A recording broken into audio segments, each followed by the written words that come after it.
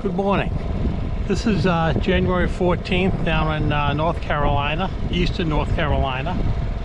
And I'm going to rototill my garden since we finally stopped picking lettuce and the winter crops. I'm going to turn it over now because a lot of grass has grown in. It's going to continue to establish roots and make it harder to turn over in the spring. So I'm getting a head start and I'm going to turn it all over now. Enjoy the video.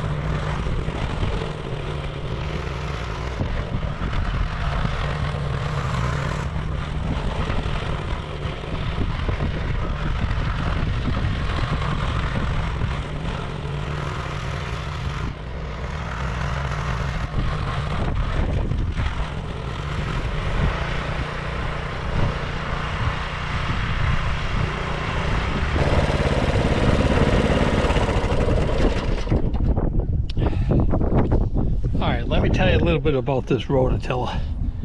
Obviously it's got rear tines, throws a lot of weight to the rear of it, so when you're using it the front won't be pulling you all over the garden.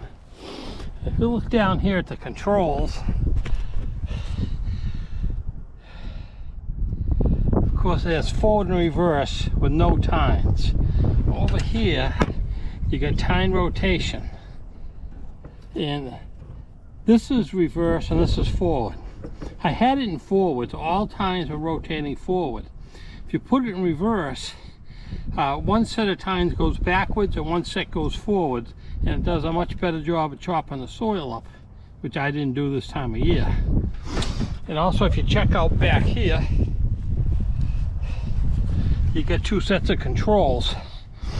One is for the depth the tines will go down. Another one is a drag, which will slow it down so it won't race out in front of you, and you till up more soil at a slower speed. And this is a really nice one. Can't say enough about it. So buy a good machine and you'll be happy. Please subscribe to my channel. It helps me and also allows you to see my varied content.